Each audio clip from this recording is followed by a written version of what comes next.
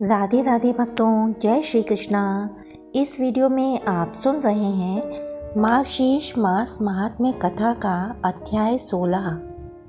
यहाँ पर श्री महादेव जी माता पार्वती को श्रीमद् भागवत गीता के 17वें अध्याय का महात्म्य सुना रहे हैं। श्री महादेव जी कहते हैं, पार्वती 16वें अध्याय का महात्म्य बतलाया गया। अब 17वें अध्याय की अनंत महिमा का श्रवण करो।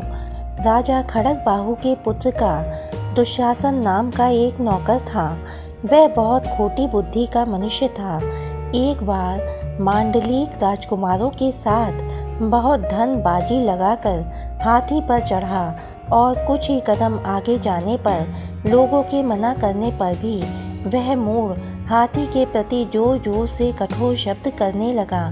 उसकी आवाज़ सुनकर हाथी क्रोध से अंधा हो गया और दुशासन पैर फिसल जाने के कारण पृथ्वी पर गिर पड़ा।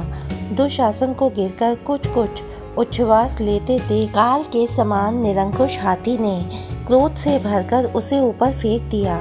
ऊपर से गिरते ही उसके प्राण निकल गए। इस प्रकार कालवश मृत्यु को प्राप्त होने के बाद उसे हाथी की योनि मिली और सिंघल द्वीप के महाराज के यहाँ उसने अपना बहुत समय व्यतीत किया। सिंघल द्वीप के राजा की महाराज खड़गबाहु से बड़ी मैत्री थी, अतः उन्होंने जल के मार्ग से उस हाथी को मित्र की प्रसन्नता के लिए भेज दिया। एक दिन राजा ने श्लोक की समस्या पूर्ति से संतुष्ट होकर किसी कवि को पुरस्कार के रूप में वह हाथी दे दिया और उन्होंने 100 स्वर्ण मुद्राएं लेकर मालव नरेश के हाथ भेज दिया। कुछ समय व्यतीत होने पर वह हाथी यत्न पूर्वक पालित होने पर भी असाध्य ज्वर से ग्रस्त होकर मरणासन्न हो गया। हाथी वालों ने जब उसे ऐसी शोचनीय अवस्था में देखा तो राजा के पास जाकर हाथी के हित के लिए शीघ्र ही सारा हाल कह सुनाया। महाराज, आपका हाथी अस्वस्थ जान पड़ता है। उसका खाना पीना और सोना सब छूट गया है। हमारी समझ में नहीं आता इसका क्या कारण है। हाथी वालों को बताया हुआ समाचार सुनकर राजा ने हाथी के रोग को पहचानने वाले चिकित्सा कुशल मंत्रियों के साथ उस स्थान पर पदार्पण किया जहां हाथी जलग्रस्त होकर पड़ा था। राजा को देखते ही उसने ज्वर जनित वेदना को भूलकर संसार को ऐश्वर्य में डालने वाली वाणी में कहा, संपूर्ण शास्त्रों के ज्ञाता, राजनीति के समुद्र, शत्रु समुदाय को परास्त करने वाले तथा भगवान विष्णु के चरणों में अनुराग रखने वाले महाराज, इन औषधियों से क्या लेना है। वैद्यों से भी कुछ लाभ होने वाला नहीं है। दान और जप से भी क्या सिद्ध होगा। आप कृपा करके गीता के 17वें अध्याय करने वाले किसी ब्राह्मण को बुलवा दीजिए। हाथी के कहने के अनुसार राजा ने सब कुछ वैसा ही किया। उसके बाद गीता पाठ करने वाले ब्राह्मण ने जब उत्तम जल को अभिमंत्रित करके उसके ऊपर डाला तब दुशासन गज योनि का परित्याग करके मुक्त हो गया। राजा ने दुशासन को दिव्य विमान पर आरूढ़ तथा इंद्र के समान तेजस्वी देखकर पूछा, पूर्व जन्म में तुम्हारी जाति क्या थी, क्या स्वरूप था, कैसे आचरण थे और किस कर्म से तुम यहाँ हाथी होकर आए थे, ये सारी बातें मुझे बताओ। राजा के इस प्रकार पूछने पर संकट से छूटे हुए दुशासन ने विमान पर बैठे ही बैठे स्थिरता के साथ अपना पूर्व जन्म का उपयुक्त समाचार यथावत कह सुनाया। उसके बाद नरश्रेष्ठ मालव नरेश भी गीता के 17वें अध्याय का पाठ करने लगे। इससे थोड़े ही समय में उनकी मुक्ति हो गई। ओम नमो भगवते वासुदेवाय। भक्तों, अब आप सुनिए भगवान विट्ठल की भक्त सखुबाई की कहानी। भक्त के हृदय की करुण पुकार कभी व्यर्थ नहीं जाती। वह चाहे कितनी भी धीमी क्यों ना हो, त्रिभुवन को भेद कर वह भगवान के कानों में प्रवेश कर ही जाती है और भगवान के हृदय को उसी क्षण द्रवित कर देती है। जब से भगवान हैं तभी से उनके भक्त हैं। जिस प्रकार भगवान और उनकी कथा अनादि है, उसी प्रकार भक्त और उनकी कथा अनादि है। भक्त भगवान की लीलाओं के साथी हैं, क्योंकि अकेले भगवान की कोई लीला हो ही नहीं सकती। इसलिए भक्तों के चरित्र की गाथाएं मन को आह्लादित कर शांति प्रदान करती हैं और सांसारिक कष्टों से मुक्ति दिलाती हैं। भगवान विट्ठल की भक्त सरल हृदया सखूबाई महाराष्ट्र में कृष्णा नदी के तट पर कन्हार गांव में एक ब्राह्मण परिवार की वधू थीं।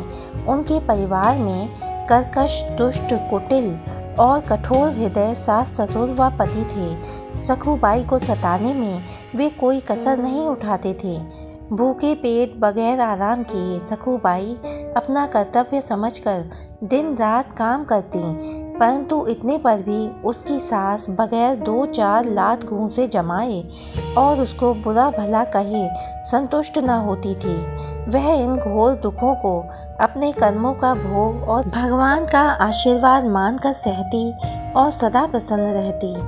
भगवान श्री कृष्ण ने गीता के 12वें अध्याय में बताया है कि मुझे वही भक्त प्रिय है जो सुख दुख की प्राप्ति में क्षमावान, जिस किसी भी प्रकार से शरीर का निर्वाह होने में सदा संतुष्ट रहने वाला, इंद्रियों को वश में रखने वाला व मन बुद्धि को मुझ में ही समर्पित किए रहता है।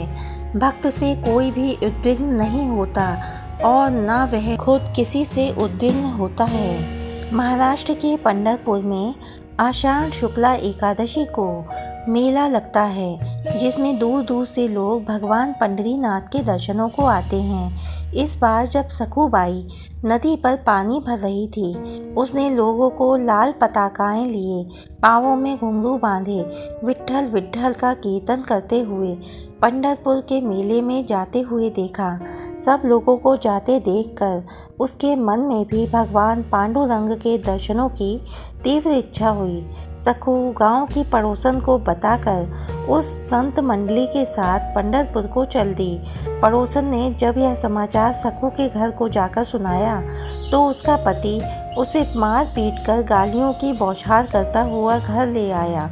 सास ससुर व पति तीनों ने विचार किया कि 2 सप्ताह तक, जब तक कि पंढरपुर की यात्रा चलती है, तब तक सखू को घर पर कसकर खंभे से बांध कर रखेंगे और उसे कुछ भी खाने को नहीं दिया जाएगा। उन्होंने सखू को रस्सी से इतने कसकर बांधा कि उसके दुर्बल शरीर पर गड्ढे पड़ गए। बंधन में बंधी हुई सखू कातर स्वर में रो रो कर भगवान से प्रार्थना करने लगी, हे दयामय, मेरे तो जो कुछ भी हैं सो आप ही हैं और मैं भली बुरी जैसी हूँ आपकी ही हूँ। मेरी इच्छा थी कि मैं एक बार आपके चरणों के दर्शन कर लेती तो मेरे प्राण सुख से निकलते। क्या मेरी इतनी सी भी बात ना सुनोगे दयामय? अब शरणागत की रक्षा करना कृपालु भगवान का तो स्वभाव है। गजेंद्र ने जब आर्त पुकार की तब भी बैकुंठनाथ ग्राह से उसके उद्धार के लिए दौड़े चले आए। उसी प्रकार सखू की आर्त पुकार से पंढरीनाथ का हृदय द्रवित हो गया और वे सखू की पड़ोसन का रूप धारण करके सखू के पास आकर बोले, मैं पंढरपुर की यात्रा पर जा रही हूँ, तू नहीं चलेगी? सखू ने उत्तर दिया, मैं जाना तो चाहती हूँ पर यहाँ बंधी हुई हूँ। मुझ पापिनी के भाग्य में भगवान पंढरीनाथ के दर्शन कहाँ? पड़ोसिन वेशधारी भगवान ने कहा, तू उदास मत हो, तेरे बदले मैं यहाँ बन जाती हूँ। यह कहकर भगवान ने तुरंत उसके बंधन खोल दिए और सखू यात्रियों के साथ पंढरपुर चली गई। आज सखू का केवल खंबे से बंधन नहीं खुला, उसके सारे बंधन सदा के लिए खुल गए। वह मुक्त हो गई। भगतिवंत अति नीचौ प्राणी मोहि प्राण प्रिय असि मम बानी। अर्थात भगवान के भक्त चाहे किसी भी कुल, गोत्र और जाति के क्यों ना हो, करुणा में प्रभु को वे सभी अपने प्राणों के समान ही प्रिय हैं।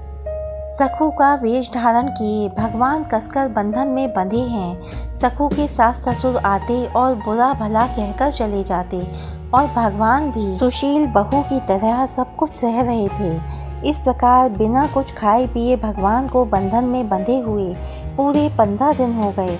उनका शरीर पीला पड़ गया पर सास ससुर का दिल न पसीजा। परंतु पति के मन में विचार आया कि पूरे 15 दिनों से सखू ने कुछ भी नहीं खाया है, कहीं मर गई तो गांव में बड़ी बदनामी होगी। फिर दूसरा विवाह होना भी मुश्किल है। इस तरह भय और स्वार्थ से पश्चाताप करता हुआ वह सकू वेशधारी भगवान के पास पहुंचा और उन्हें बंधन से मुक्त कर क्षमा मांगने लगा। सकू के घर वापस आने से पहले ही अंतर्ध्यान होने से सकू की विपत्ति बढ़ जाएगी, ऐसा सोचकर भगवान ने वहीं रहने का निश्चय किया। सकू के प्रेम के कारण भगवान उन दुष्टों की सेवा करने लगे। नदी से पानी लाना, झाड़ू देना, कूटना, पीसना, भोजन बनाना, यह सारा काम भगवान पंडरीनाथ घर में करते थे। एक आज्ञाकारी पत्नी की तरह भगवान स्नान करके रसोई बनाते और तीनों को भोजन कराते। उस भोजन का स्वाद और प्रभाव कुछ विलक्षण था, जिससे सास, ससुर और पति तीनों का प्रभाव सकू के प्रति अनुकूल हो गया। इधर सकूबाई पंढरपुर पहुंचकर यह भूल गई कि उसकी जगह घर पर कोई अन्य स्त्री बंधी हुई है। उसने प्रतिज्ञा कर ली कि जब तक प्राण है वह पंढरपुर की सीमा से बाहर नहीं जाएगी। जैसे ही मंदिर में सकू ने भगवान पंडरीनाथ के दर्शन किए, उनके प्रेम व सौंदर्य से अभिभूत हुई सकू भगवान के ध्यान में समाधिस्थ हो गई और वहीं उसके प्राण कलेवर छोड़कर निकल गए तथा शरीर जमीन पर गिर पड़ा। संयोग से उसके गांव के एक ब्राह्मण ने उसे पहचान कर अपने साथियों के साथ उसका अंतिम संस्कार कर दिया। उधर जब रुक्मणी जी ने देखा कि सकू तो मर गई, पर मेरे पति इसकी जगह बहू बने बैठे हैं और परिवार की सेवा कर रहे हैं, तो मैं तो बुरी तरह फंस गई। यह सोचकर उन्होंने शमशान में जाकर सकू की हड्डियां बटोरी और उनमें प्राणों का संचार कर दिया। नए शरीर में सकू जीवित हो गई। रुक्मणी जी ने सकू से कहा, तेरी प्रतिज्ञा थी कि तू इस शरीर से पंढरपुर से बाहर नहीं जाएगी। अब तेरा वह शरीर तो जल गया, यह तो तेरा नया शरीर है, इसलिए तुम अब इस नए शरीर से यात्रियों के साथ घर लौट जाओ, तुम्हारा कल्याण होगा।